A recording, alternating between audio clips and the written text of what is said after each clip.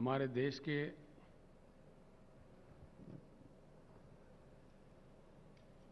राष्ट्रपति चुनाव के लिए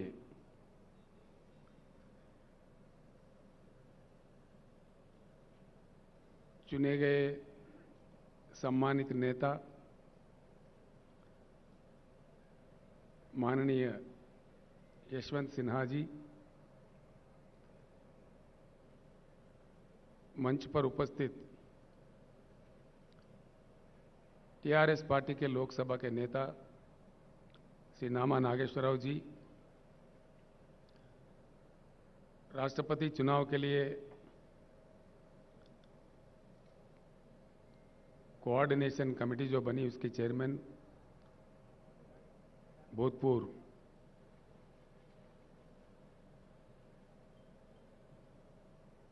पार्लियामेंट मेंबर श्री सुधींद्र कुलकर्णी जी, माननीय मंत्रीगण, माननीय पार्लियामेंट के सदस्य, तेलंगाना लेजिस्लेटिव काउंसिल के सदस्य और हमारे तेलंगाना विधानसभा के विधायक भाइयों बहनों, मैं आप सबको नमस्कार करता हूं।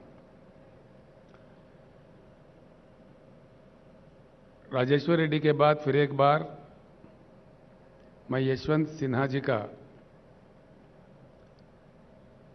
हृदय से तेलंगाना जनता के ओर से, तेलंगाना सरकार के ओर से, हम तमाम के ओर से स्वागत करते हैं इस ऐतिहासिक हैदराबाद शहर में।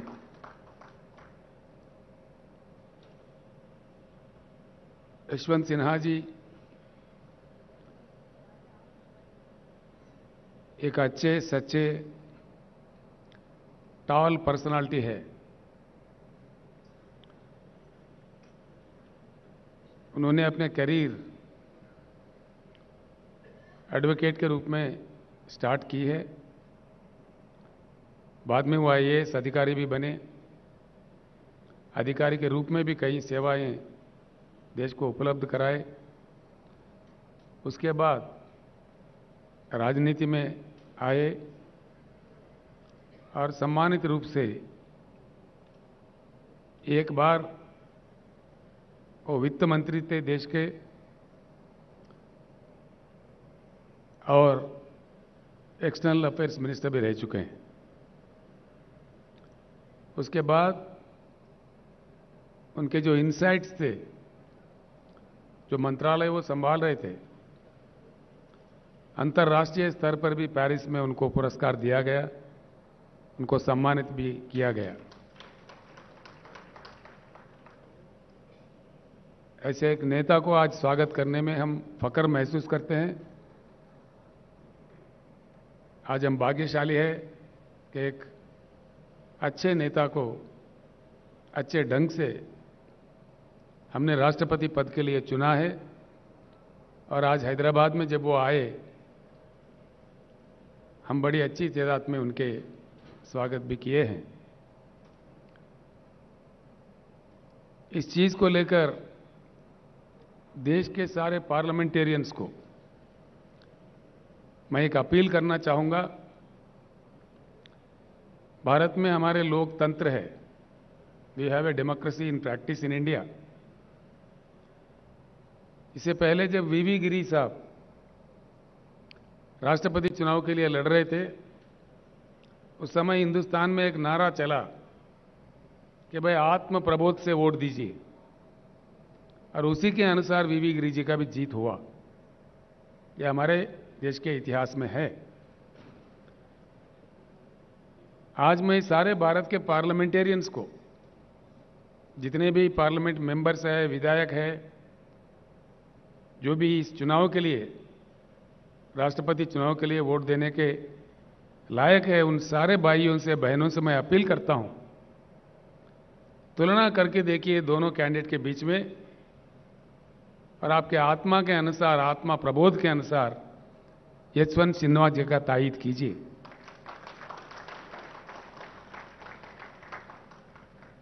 यशवंत जी, मैं दो चार शब्द जरूर कहना चाहूंगा। आशा करते हैं कि आप जीत जाए और देश का मान्यता बढ़े, देश का मान मर्यादा बढ़े। आप जैसे पर्सनालिटी जीतती है, व्यक्तिगत तौर पर आपका तो पर्सनालिटी बढ़ेगा ही, लेकिन देश का मान मर्यादा और बढ़ेगा। लेकिन क्या हो रहा है इस देश में? आज जो कुछ भी हो रहा है गलत हो रहा है। जो कुछ भी किया जा रहा है गलत किया जा रहा है। ऐसे स्थिति में देश को खामोश नहीं रहना चाहिए, आवाज उठाना चाहिए, सबको एकत्रित होना चाहिए और एक परिवर्तन ऐसा वैसा नहीं, एक उच्च गुणवत्ता वाली परिवर्तन। We need to bring in a qualitative change in Indian politics. It's the requirement of the nation today. आज के हमारे जो प्रधानमंत्री है वो आज हैदराबाद आने वाले हैं, 2 दिन के लिए यहां रहने वाले हैं।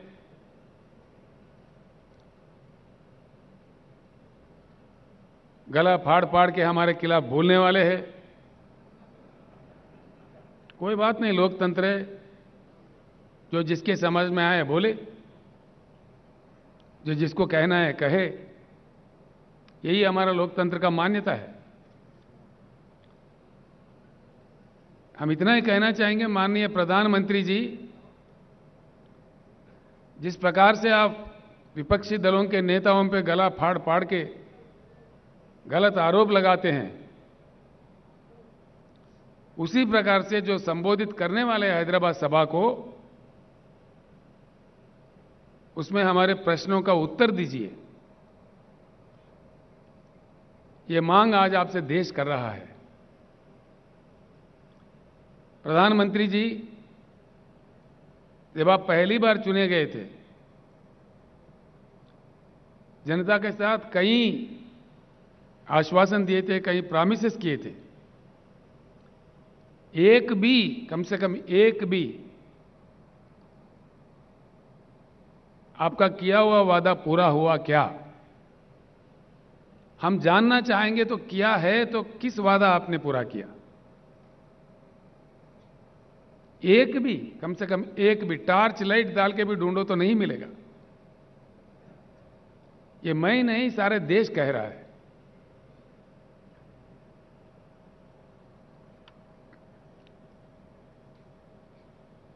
आप समझते हैं आपसे बड़ा बुद्धिशाली कोई है ही नहीं। ठीक बात है। किसानों के बारे में, जो हमारे देश का बहुत बड़ा हिस्सा है, देश के अन्नदाता है, आपने कह दिया कि किसान का इनकम डबल करेंगे। डबल तो हुआ ही नहीं, खर्चा डबल हुआ जरूर।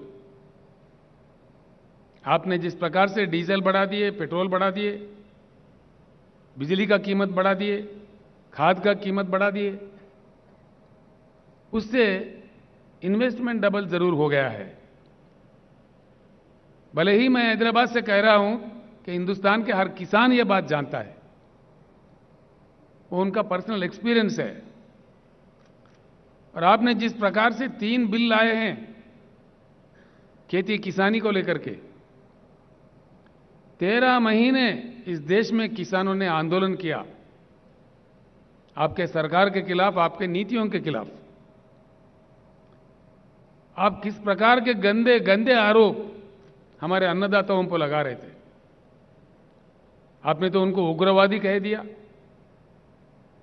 खालिस्तानी कह दिया, जो आपके मन में आए मनमानी कह दिए। आपके मंत्रियों ने आंदोलनकारियों पे जीप चढ़ाए, कार चढ़ाए, मार दिए, हत्या भी किए। और उस दौरान 700 किसान वीर गति पाए। आंदोलन लड़ते लड़ते 700 किसान का मृत्यु हुआ। आपको इस चीज का एहसास ही नहीं है।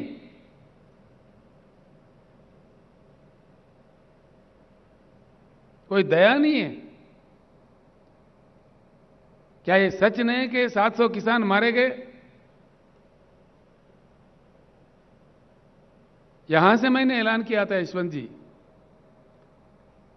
आंदोलन के दौरान जिन किसान भाइयों ने अपनी जान गंवाई है उनको तो हम लौटा नहीं सकते, लेकिन उन परिवारों के देखभाल के लिए तेलंगाना सरकार की ओर से हमने 3-3 लाख रुपए हर घर में देने का घोषणा किया। और हाल ही में मैंने पंजाब सरकार के सहयोग से चंडीगढ़ तक जाके वहां किसानों के हाथ वो चेक दे दिए। इसके भी हमारे प्रधानमंत्री, हमारे भाजपा के नेता मजाक उड़ा रहे थे, आप तो देते ही नहीं। कम से कम जो देने वाले हैं उनका मजाक भी उड़ाते हैं, ये आपका राज है, ये आपका नीति है। इस प्रकार का सरकार आप चला रहे हैं इस देश में। दोस्तों, ये सोचने की बात है, जिस प्रकार के बातें माननीय प्रधानमंत्री कह रहे थे, माननीय कृषि मंत्री कह रहे थे, भाजपा के वरिष्ठ नेता लोग कह रहे थे, किसानों का जिस प्रकार अपमानित कर रहे थे, आखिरकार हुआ क्या? अगर आप सही थे, अगर आपके बनाए हुए कानून सही थे, आखिर हुआ क्या? सारा देश के सामने आपको सर झुका के किसानों को माफी मांगना पड़ा। आपने माफी मांगा? ये तो प्रधानमंत्री का आदत है। चुनाव के वक्त है मीठी मीठी बातें, चुनाव गुजर गया तो झूठी झूठी बातें। ये देश देख रहा है, देश महसूस कर रहा है। अगर आप सही थे तो फिर किसानों को क्यों माफी मांगा? आपके बनाए हुए कानून क्यों वापस लिए? और उसके बाद में किसानों को जो आश्वासन आप दिए थे, क्या हुआ? आज तक कोई बात ही नहीं है। किसान आपको कोई सोना हीरा थोड़ी मांग रहा है। किसान, देश के किसान, किसान अपने उगाए हुए पैदावारी का मोल मांग रहे हैं, मिनिमम सपोर्ट प्राइस मांग रहे हैं, एक इज्जतदार जिंदगी मांग रहे हैं। जिस प्रकार से आप पूंजीपतियों का एनपीएस का कर्जा उतारते हो लाखों करोड़ देके, वो नहीं मांग रहे किसान। किसान मांग रहे तो अपने हक मांग रहे, अपने पैदावारी का दाम मांग रहे, वो भी देने का क्षमता आपके पास नहीं है। आप आवाज ऊंचा करके, बात करके, जो मन में आए कह के आप कहते जाओ, आगे ये नहीं चलने वाला है इस देश में। किसी भी एक वायदा, किसी भी एक प्रॉमिस आपने फुलफिल नहीं किया।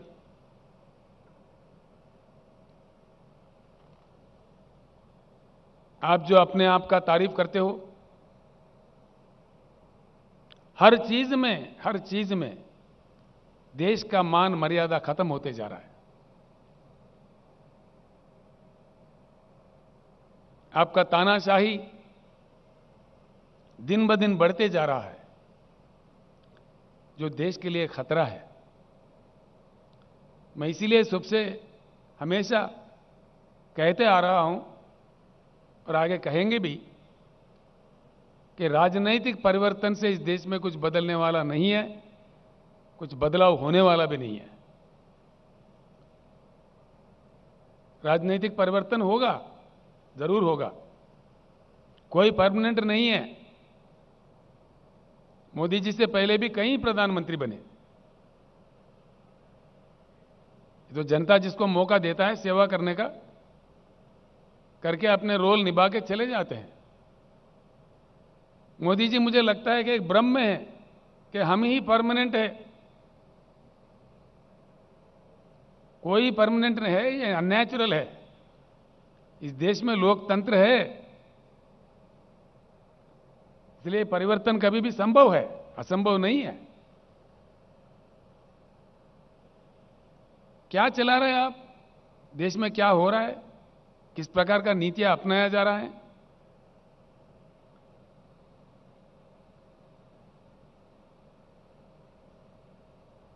हर हालत से हिंदुस्तान बेहाल होते जा रहा है। किसान परेशान, बेरोजगार नौजवान परेशान, उद्योगपति परेशान, इन्फ्लेशन बढ़ रहा है, प्राइस राइज हो रहा है एसेंशियल कमोडिटीज का। आपका एडमिनिस्ट्रेशन का गुणवत्ता क्या है, क्या नतीजा मिला है इस देश को। Gross misuse of all constitutional bodies, gross misuse दिन ब दिन देखने को मिलता है इस देश में। आप हावी है, आप प्रहार कर रहे हैं। जो आपके विरोध में बोलता है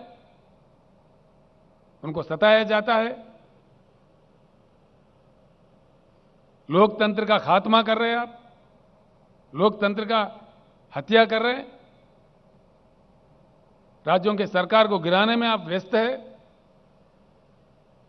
अब तक नौ सरकारें आपने गिराई है, यह आपके रिकॉर्ड में है।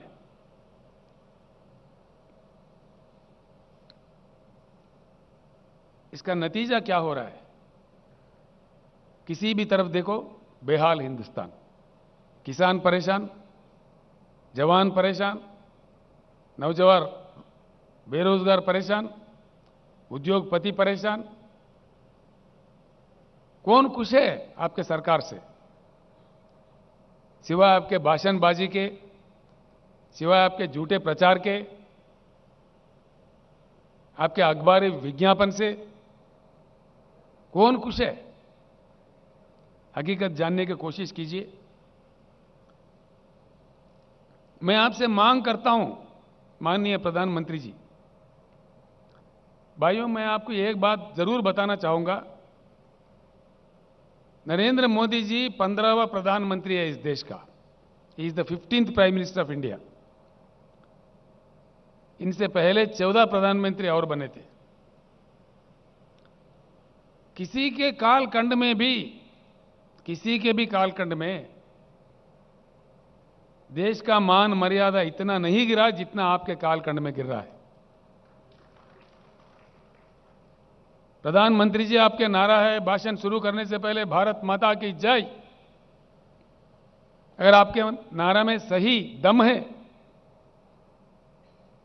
आपके रगों में बहता हुआ खून में एक बूंद में भी ईमानदारी है, सच्चाई है, तो एक बात मैं सवाल कर रहा हूं, उसका उत्तर दीजिए। कल के सभा में देश के सामने बताइए कि आपके खिलाफ किस प्रकार का जन आंदोलन चल रहा है श्रीलंका देश में, क्यों चल रहा है। आपने श्रीलंका जाके प्रधानमंत्री का रोल नहीं निभाया, बल्कि एक छोटा सा व्यापारी का सेल्समैन बन गए थे आप, देश का अपमान किए। नतीजा श्रीलंका का जनता टूट पड़ी है श्रीलंका के रोडों पे। यह शोभा देता है हमारे देश को। अंतर्राष्ट्रीय स्तर पर देश को सर झुकाना पड़ रहा है आपके कारनामों की वजह से। क्या यह सच नहीं है। आपके मंत्री लोग, आपके प्रवक्ता लोग, आप खुद भी गला फाड़ फाड़ के बड़े ऊंचे आवाज में बोलते हो, क्यों चुप्पी साधे हुए है श्रीलंका के मामले में। कोई सरकारी प्रवक्ता अपना मुंह क्यों नहीं खोल रहा है, और आप अपने आप में खुद में क्यों नहीं बोल रहे इस बात में, क्यों चुप्पी साधे हुए हो, क्या वजह है इसके। और इससे बड़ी चीज क्या हो सकता है। श्रीलंका पार्लियामेंट कमेटी के सामने श्रीलंका इलेक्ट्रिसिटी बोर्ड के चेयरमैन बयान दिया दुनिया के सामने खुलेआम कि भारत के प्रधानमंत्री के दबाव के कारण हमने ये कॉन्ट्रैक्ट किसी हिंदुस्तानी व्यापारी को दिया। ये क्या देश का इज्जत बढ़ाएगा। किसी भी आपसे पहले आए हुए बने हुए किसी भी प्रधानमंत्री जी के कालखंड में ऐसे आरोप भारत पर नहीं लगे।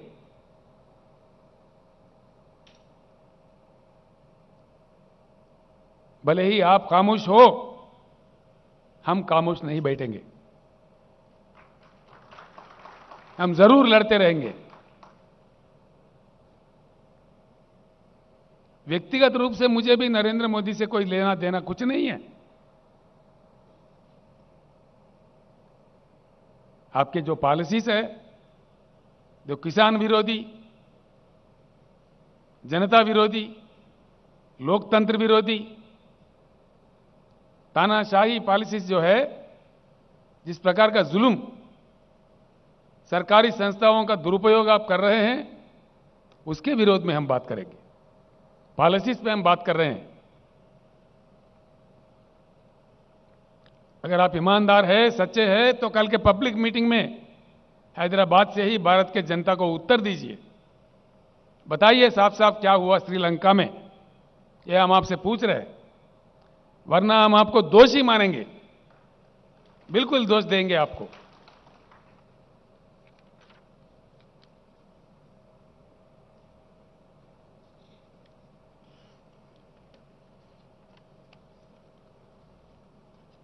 आपका और एक नारा था जब आप प्रधानमंत्री बने थे, मेक इन इंडिया। मैं पूछ रहा हूं माननीय प्रधानमंत्री जी, कुछ नतीजा मिला इसका? आपके डर से, आपके रवैया से, आपके नीतियों से पूंजीपति अपने निवेश को वापस लेकर देश से भाग रहे हैं। भूतपूर्व केंद्रीय सरकारों के गलत से पहले हमारे देश से बहुत सारा ब्रेन ड्रेन हुआ। अब आपके कालखंड में आज निवेश का ड्रेन हो रहा है। लाखों करोड़ विथड्रा करके विदेशों में जा रहे हैं। मेक इन इंडिया में लोग नहीं आए, मेक इन इंडिया में कुछ नहीं हुआ। ये तो झूठ था, बिल्कुल झूठ, सफेद झूठ। हुआ ही क्या है? कल के भाषण में बताइए क्या हुआ मेक इन इंडिया से? कुछ आया देश में या कुछ गया? कितने भारी उद्योग चले गए, कितने श्रमिक रोडों पे आ रहे हैं आपके गलत नीतियों के कारण से। तुलना कीजिए।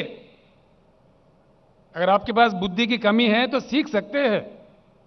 हमारे बगल में हिमालय के उस पार रहने वाले चाइना में क्या हुआ?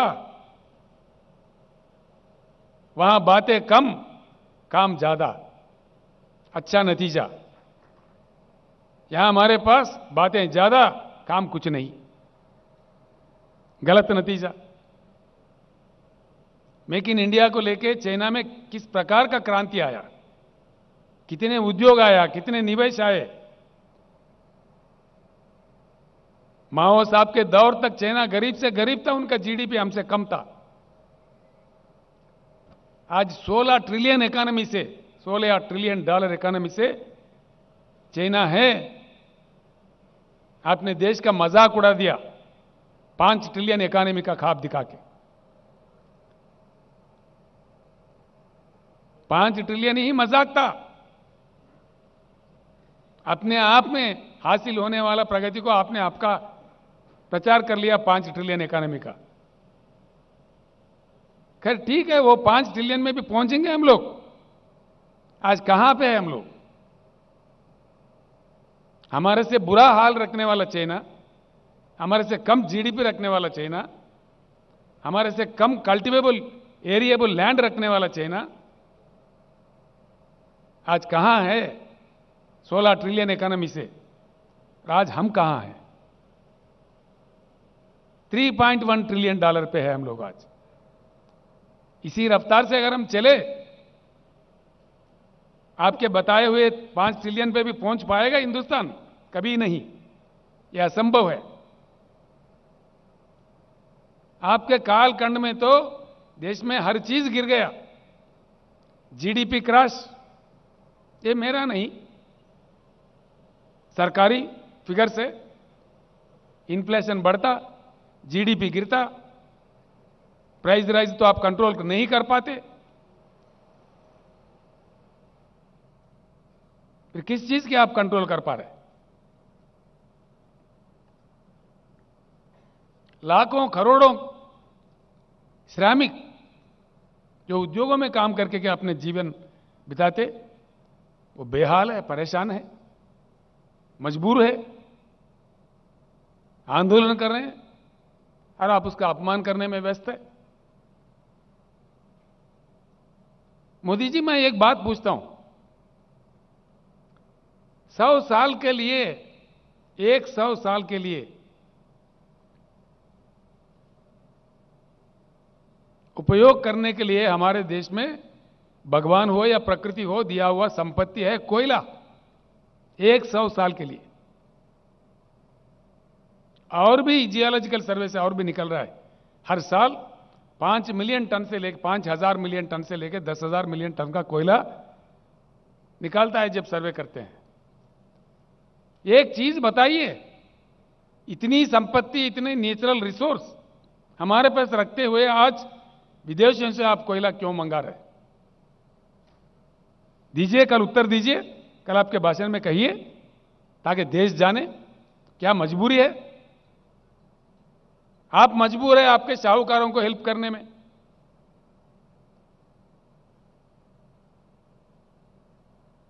आप तो है मजबूर, राज्यों के सरकार पे दबाव डाल रहे, हुकुम पे हुकुम दिए जा रहे कि 10% इंपोर्टेड कोयला इस्तेमाल करो, वरना तुम्हारे कोल इंडिया से कोल सप्लाई बंद किया जाएगा। ये क्या दादागिरी है? जबरदस्ती है? ये लोकतंत्र का मान मर्यादा है? यशवंत जी, मैं आपके सामने रखना चाह रहा हूं, हमने इनकार कर दिया। आप जो मर्जी कर लो, क्योंकि हमारा एक इतिहास है, कोल इंडिया के अलावा हिंदुस्तान में एक ही राज्य है जिसके पास एक कोयला खाना है, उसका नाम है सिंगरेनी कालरीज।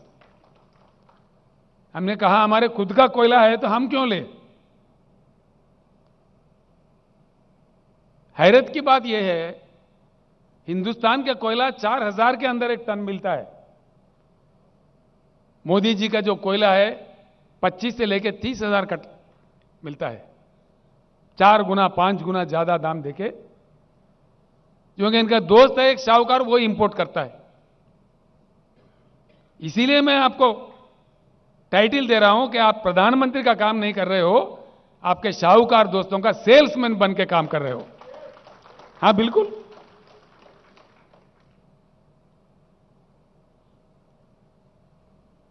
हम आपका कोई व्यक्तिगत निंदा नहीं कर रही है, आपका जो कोयला इंपोर्ट पॉलिसी है उस पे हम आपको दोषी ठहरा रहे हैं। अगर आप दोषी नहीं है, आप सही है, तो कल उत्तर दीजिए। कल के आम सभा जो बड़े हिंदुस्तान के आपका सारा फौज उतार के आप आयोजित कर रहे हो, खुशी की बात है, कीजिए, हमें उससे कोई एतराज नहीं है।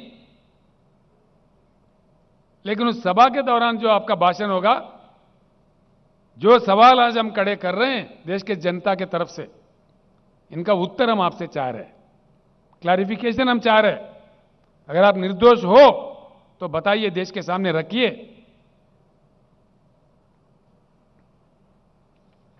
मेक इन इंडिया, नए उद्योग तो नहीं आए, जो ऑलरेडी है हमारे पास वो भाग रहे।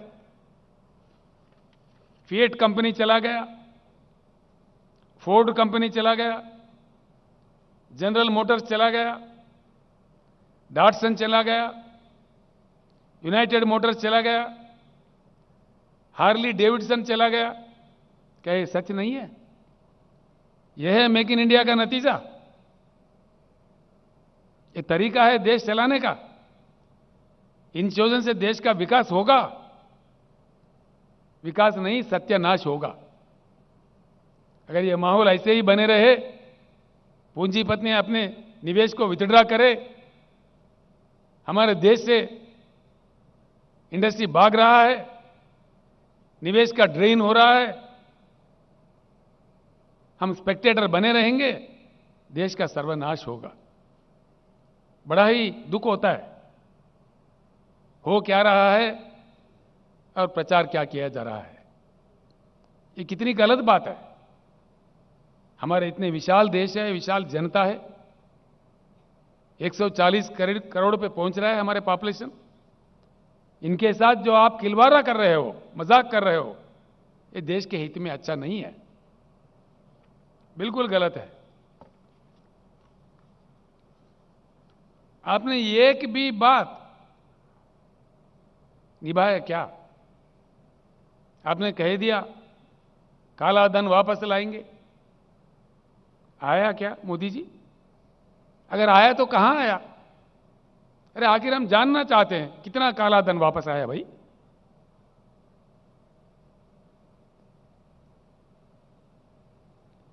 सर झुक जाता है शर्म से। सरकारी आंकड़े बताते हैं कालाधन डबल हो गया, दुगना हो गया। कालाधन कंट्रोल नहीं हुआ लेकिन डबल हुआ। स्विस बैंक से पैसे नहीं आए, मोदी जी के कालखंड में दुगना हो गए, डबल हो गए। ये रिपोर्ट्स है, ये हमारे आरोप नहीं है, हकीकत है। ये सारे देश और दुनिया जानता है कि यही विकास है, यही आपका महान कार्यकर्ता है।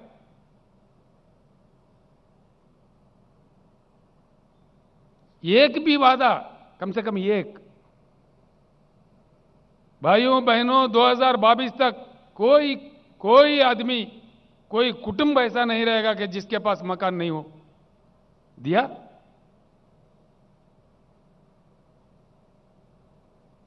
हम तो 2022 में आ गए, मोदी जी अभी नहीं पहुंचे 2022 में।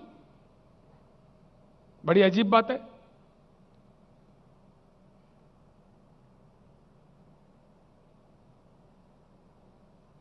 भ्रष्टाचार मुक्त भारत, मोदी जी का एक पॉपुलर नारा, मैं ना खाऊंगा ना खाने दूंगा। आप तो इतना खा गए, इतना खिला रहे आपके साहूकारों को, घोटाले लाखों करोड़ों में जा रहा है। हां पूरा है, रखेंगे हम भी देश के जनता के सामने सही वक्त में, बिल्कुल है। किस किस देश से, किस किस आपका व्यापारियों का आपने सेल्समैन बन के काम किया, उसके पीछे कितने बड़े बड़े घोटाले हैं, देश जान चुका है मोदी जी। आप डरा धमका के कितनों की आवाज दबाओगे, कितनों को रोकोगे? भ्रष्टाचार बढ़ गया देश में, घोटाले बढ़ गए, बैंक के लुटेरे बढ़ गए, एनपीएस का लेवल इस कद में बढ़ा।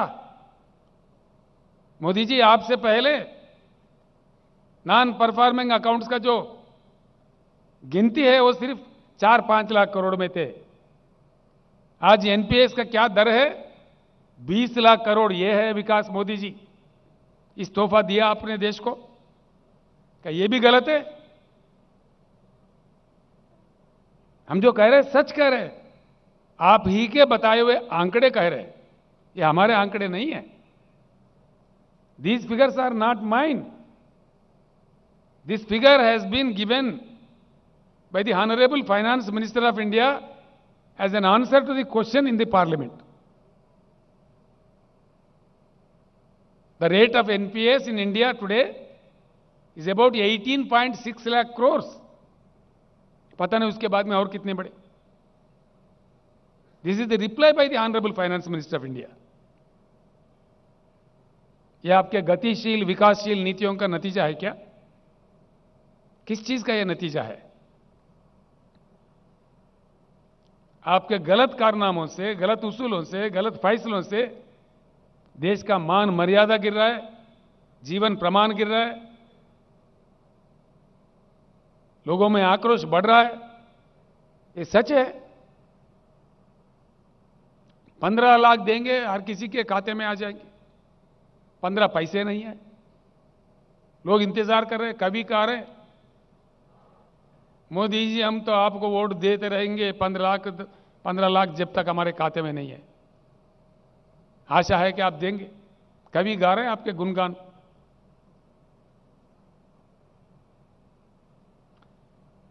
किसी भी वादा, उद्योगपतियों के साथ, छोटे उद्योगों के साथ आपने जो वायदा किया, एमएसएमई को 1 घंटे के अंदर लोन देंगे, महीनों भर भी इंतजार करें, नहीं मिलता। बस आपका वादा वादा रह गया। मोदी जी, आप जब रुपया गिर रहा था, जब माननीय मनमोहन सिंह जी प्रधानमंत्री थे, आप अपने गला फाड़ फाड़ के बोल रहे थे। आज रुपये का वैल्यू क्या है, मैं पूछ रहा हूं आपसे, कल उत्तर दीजिए। भारत के इतिहास में पहली बार सबसे नीचा वैल्यू किसी प्रधानमंत्री के समय में नहीं हुआ। यह भी आपको शोभा देता है प्रधानमंत्री जी? 79 रुपीस यूएस डॉलर के प्रति आज हमारा रुपये का वैल्यू है 79 रुपीस। अरे बाप रे, ये देश का हालत को बता रहे, आपका कितना महान एडमिनिस्ट्रेशन है, इसका ये नतीजा है। आप ही कह रहे थे, मैं जानना चाहता हूं भाई, नेपाल का रुपया नहीं गिरता, बांग्लादेश का नहीं गिरता, सिर्फ भारत का ही क्यों गिरता? हम जानना चाह रहे हैं मोदी जी, आज भारत का ही रुपया क्यों गिरता?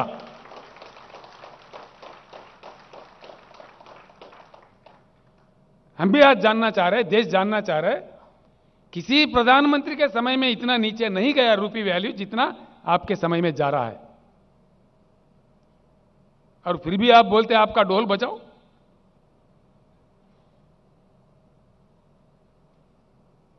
क्या यह सच्चाई नहीं है? अगर आप निर्दोष हो, इसका उत्तर दीजिए कल के सभा में, जनता को बताइए। हम खुलेआम पूछ रहे।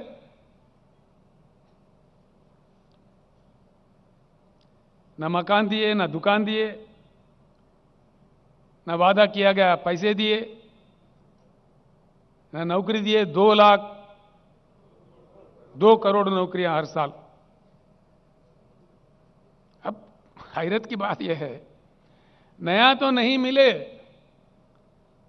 लेकिन जिस कदर आप प्राइवेटाइज कर रहे हैं, एलआईसी जैसे संस्था को भी बेच रहे, नवरत्ना को भी बेच रहे, लोगों को रोड पे लाया जा रहा है। नया तो नहीं मिले, लेकिन है जो मौजूदा है वो भी जा रहा है। ये मेरा बात नहीं, सारे देश ये बात जानता है।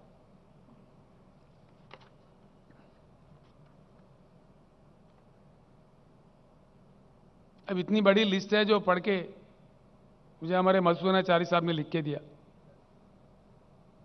मैंने बोला, चारी साहब कुछ बांट दीजिए, यशवंत जी आ रहे हैं, सभा है। अब इसको पढ़ दूं तो और 2 घंटे लगेगा। पढ़ना चाहिए, बाद में पढ़ेंगे, बहुत समय है। मोदी जी, आपका कालखंड में इतनी खूब, एक भी काम आप कामयाब नहीं रहे। एक भी काम। आप अपने आप को रिव्यू कीजिए एक बार, मन से इंट्रोस्पेक्ट कीजिए, क्या हो रहा है। गंगा जी को बहुत पवित्र मानते हैं हम लोग। गंगा जी का पानी पूजा पाठ में हम इस्तेमाल करते हैं। इतनी पवित्रता, इतनी मान्यता। गंगा जी में अपने बुजुर्गों का अस्थि निमज्जन करते हैं हम लोग। हां, इस बात में मोदी जी का एक बहुत बड़ा विकास इन्होंने किया है। पवित्र गंगा में इन्होंने अस्थि नहीं बल्कि मानव शरीर को ही बहा दिया।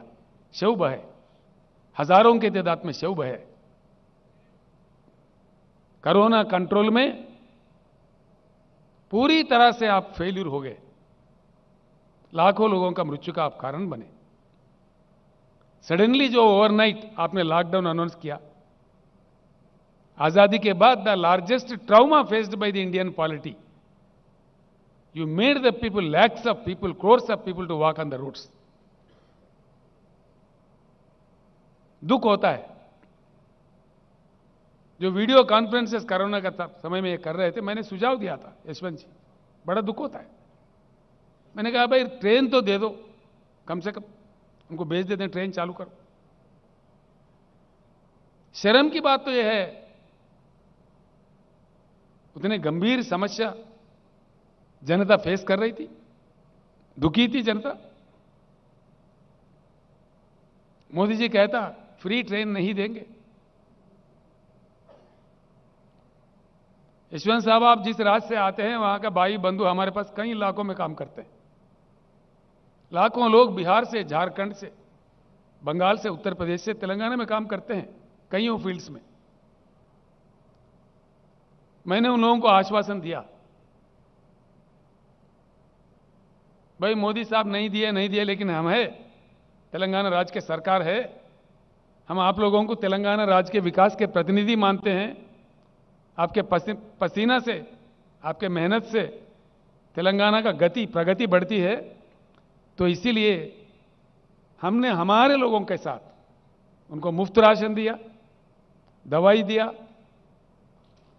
फ्री ट्रेन 178 ट्रेन तेलंगाना सरकार के ओर से बुक करके वो घर पहुंचे तक उनको हर चीज, वाटर बॉटल्स के साथ, खाने के साथ, उनके जेब में 1-1 हजार रुपए देके हमने उसको विदा किया। ये है मोदी जी का नीति। देश के जनता के साथ केंद्र सरकार, देश के जनता के प्रति मोदी जी का ये प्रेम है। फ्री में ट्रेन भी अरेंज नहीं करते जब जनता दुखी है। करोड़ों जनता, एक दो नहीं, करोड़ों में।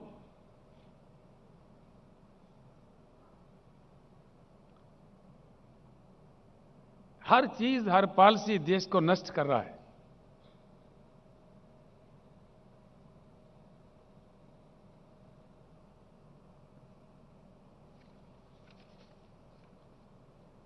इंटरनेशनल इंडेक्सेस है, हर इंडेक्स में गिरावट, पहले से बुरा हाल, बद से बदहाल, बद से बदतर होते जा रहे हैं।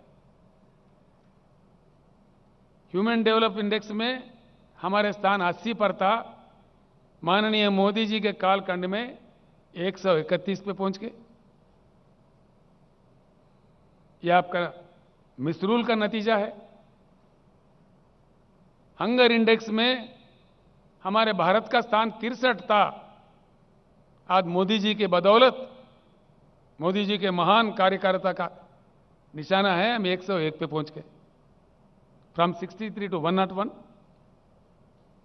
Individual rights, fundamental rights, Hindustan का जगह 85 था, 85, आज हम पहुंच गए 119, यहां पे भी गिरावट। बेरोजगारी ever highest in the history.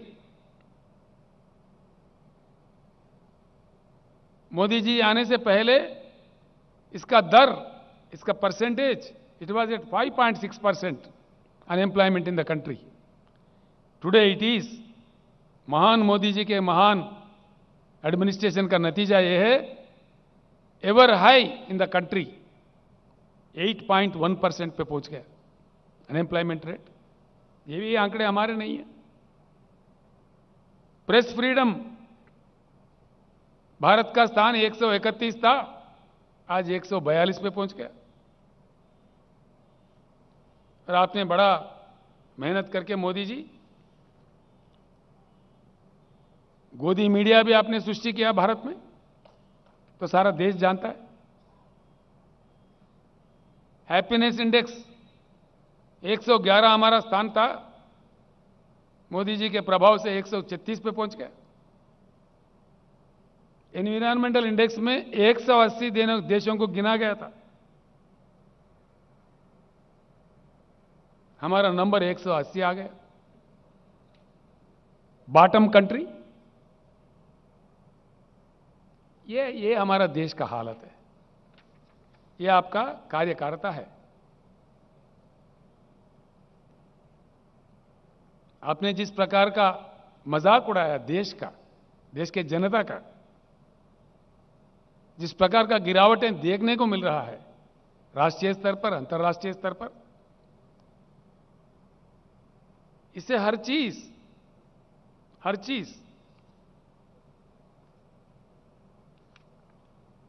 खराब होते जा रहे हैं। कईयों बातें एक तरफ ये है तो दूसरी तरफ आप क्या कर रहे हैं? Successfully killing the democracy every day,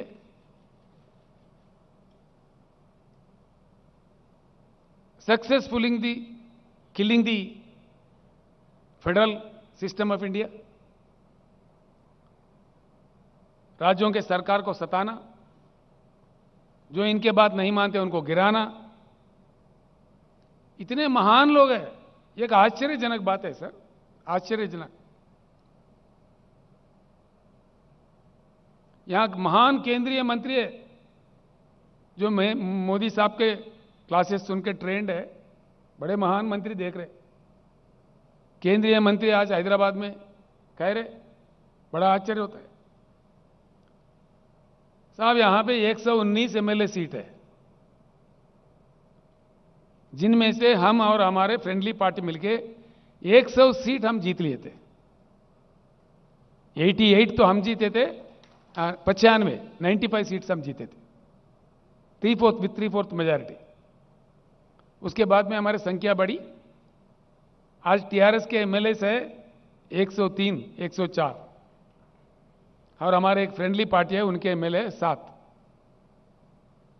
और माननीय केंद्रीय मंत्रीगण जो हैदराबाद में बैठे हुए हैं वो कह रहे हैं महाराष्ट्र में जैसा सरकार गिरा है तेलंगाना में देखने को मिलेगा, तेलंगाना सरकार भी गिराएंगे। ठीक बात है, गिराइए।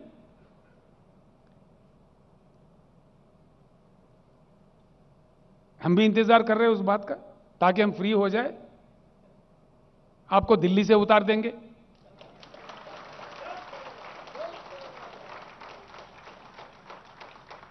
हमेशा हमेशा क्रांति का रास्ता क्राइसिस से ही बनता है।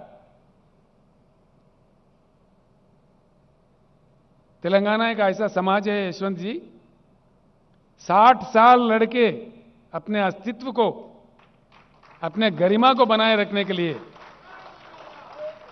तेलंगाना का जनता ने 60 साल लड़ी है, आखिरकार अपने बलबूते अपने राज हासिल करके आज आगे बढ़ रहा है, आप सब लोगों के आशीर्वाद से।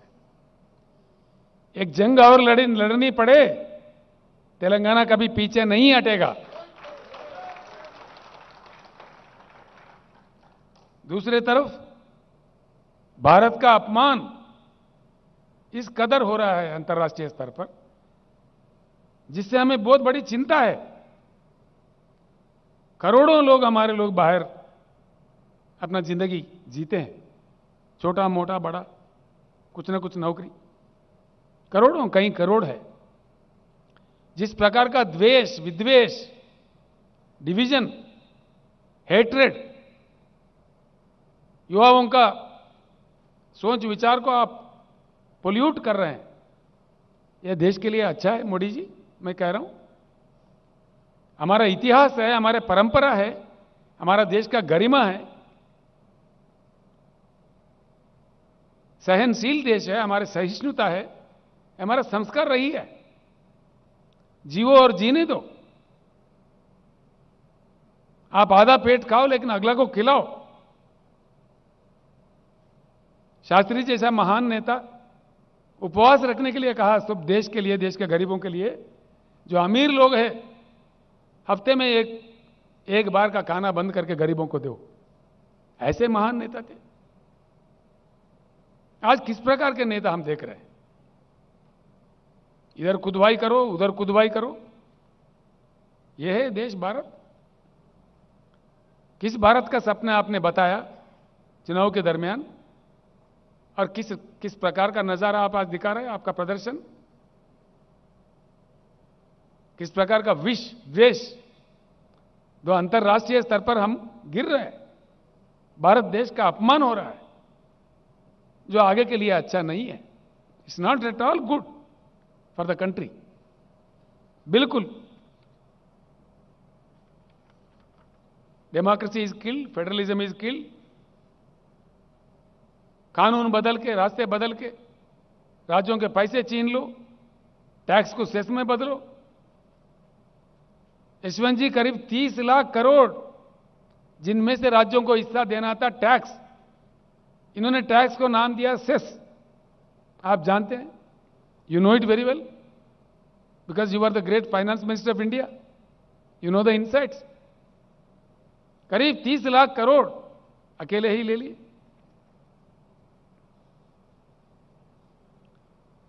हैरत तो इस बात की है, जिनको पूरे देश ने मान्यता दी है और विदेशों में भी, जब हम जाते हैं किसी विदेश में, कहीं गए किसी जगह, भाई आप कहां से हो? I am from India. अच्छा, you are from Gandhi's place, mister Gandhi's place, the great peace messenger mister Gandhi, the messenger of non violence, the father of the nation.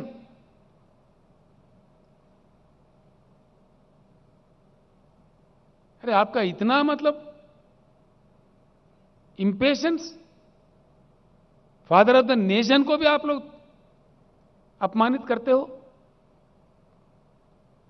Father of the nation, स्वच्छ भारत मिशन में गांधी जी का ऐनक लगाते, गांधी जी के समाज पे आप नाटक करते, प्रदर्शन, और आपके लोग गांधी जी का कितना अपमान करते हैं हर दिन। इस चीज के बारे में क्या मोदी जी आपको मालूमात नहीं है कि आप इतने दुर्बल प्रधानमंत्री हैं, कमजोर प्रधानमंत्री हैं, इनको कंट्रोल नहीं कर पाते? गांधी जी को हमारे देश में हमारे देशवासी अपमानित करे, ये अपने आप को अंतर्राष्ट्रीय स्तर पे सर झुकाने की बात है, भारत के गरिमा को कम करने की बात है। ये भारत के इज्जत को बढ़ावा नहीं देगा। क्या कहेंगे दुनिया हमको, बाहर देशों में क्या कहेंगे लोग हमको? हमारे, जिनको हमने जाति पिता, जो फादर ऑफ द नेशन कहा, हम खुद उनके अपमान करें तो अंतर्राष्ट्रीय स्तर पर भारत का गरिमा क्या होगा? इतना भी आपके पास इंफॉर्मेशन नहीं है मोदी जी? आप अंदर से उचका रहे हो, बाहर नाटक कर रहे हो। देश जान गए आप क्या है।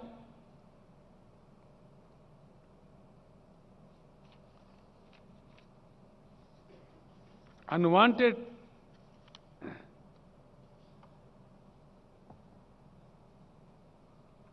और आपके नीति देखिए, किसी भी प्रधानमंत्री के समय जब सारा दुनिया पार्लियामेंट्री डेमोक्रेसी अडॉप्ट किया है, चुनाव के प्रक्रिया को लेकर चला रहे,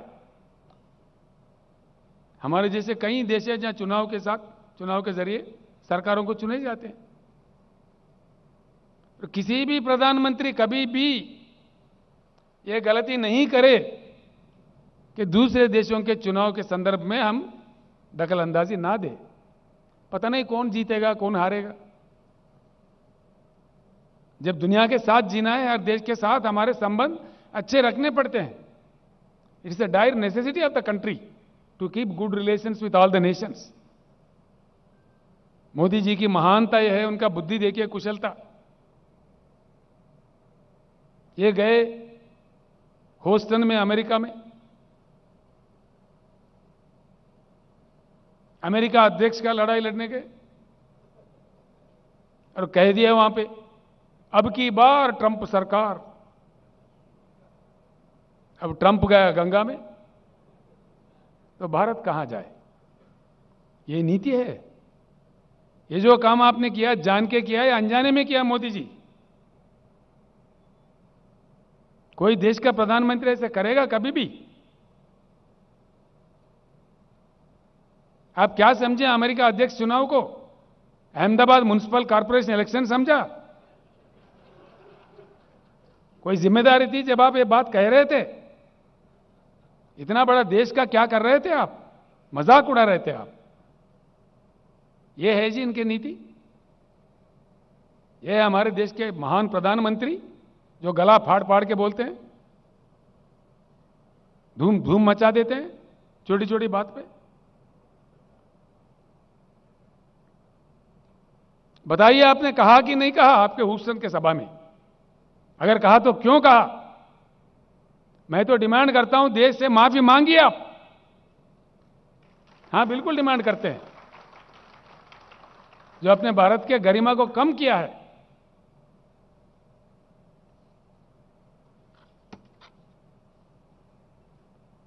क्योंकि देश को आज सर झुकाना पड़ रहा है।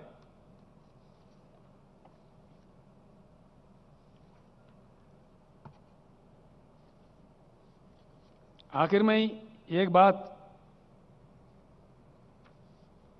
कह के अपने शब्द खत्म करूंगा। मोदी जी भगवान है ये मान रहे लोग, ठीक बात है। जो कि अच्छे इंसान को इंसान ही बने रहना चाहिए, भगवान कभी बनना नहीं चाहिए। इंसान को ऐसे ख्वाब कब दिखने लगते हैं? अपने अहंकार जब सर पे आ जाता है, तभी ऐसे बातें, ऐसे विकृत, एक मनोवैज्ञानिक विकृति है। मोदी जी एक बात का उत्तर दीजिए, जरूर हम मांग करेंगे। What is the greatness of mister Narendra Modi? आपको जनता ने जो मैंडेट दिया 10 साल का 2 बार चुन के, आपने 8वां साल का भी बजट पेश कर दिया, यानी 80% आपका कालखंड का समय खत्म हुआ और आपने बता दिए कि आप में कितनी क्षमता है। You have exhibited your capability and your level of capability, your capability level is, देश में 70,000 टीएमसी पानी की उपलब्धि है। आप कम से कम पीने का पानी भी फराहम नहीं करें जनता को।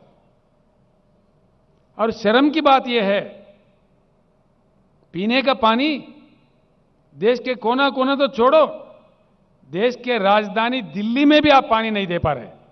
यह आपकी मान्यता है। दिया आपने? हाल ही में मैं जब दिल्ली गया, वहां के लोग रो रहे थे।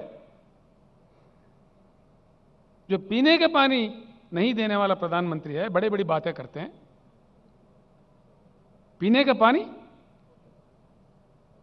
क्या यही हिंदुस्तान का किस्मत है? आप ना बिजली दे सकते हैं और ना पीने का पानी दे सकते हैं। देश में उपलब्ध सहज रिसोर्सेस को एक्सप्लॉइट करके देश के जनता को नहीं दे सकते हैं। क्या दे सकते हैं? सिर्फ भाषणबाजी, द्वेष, विद्वेष, विपक्षियों का अपमान, सरकारी संस्थाओं का दुरुपयोग, सिवाय इसके क्या मिला है इस देश को? लिहाजा भाइयों, हम सब लोग मिलकर तेलंगाना की लड़ाई लड़े थे लोकतंत्र के आधार पर। खैर समय लगा, लेकिन हमारे मेहनत का फल हमें मिला। मैं आप लोगों से यशवंत सिन्हा का जो कद है, जो एक उत्तम नेता है इस देश का, सिन्हा जी, उनका समर्थन करने का इस सभा में मैं फिर एक बार आप लोगों से अनुरोध करता हूं, एक नए भारत को, अच्छे भारत को, ईमानदार भारत को बनाने के लिए फिर एक जंग हमें लड़ना पड़े। हम आज से ही शुरू करते हैं।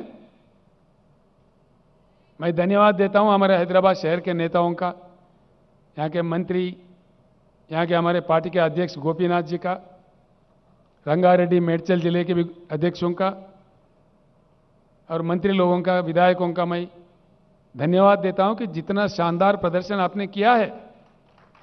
आज हैदराबाद में लोकतंत्र खिला है। The test of democracy have shown in Hyderabad today. The wonder is that the spirit of democracy is still alive in India. एक नहीं बल्कि 1 लाख मोदी भी लोकतंत्र का, हमारे देश का लोकतंत्र का गला नहीं घोट सकते। इस प्रदर्शन से आज हमने हिंदुस्तान को यही बता दिया, जिसका मुझे गर्व है। I am thankful to all of you.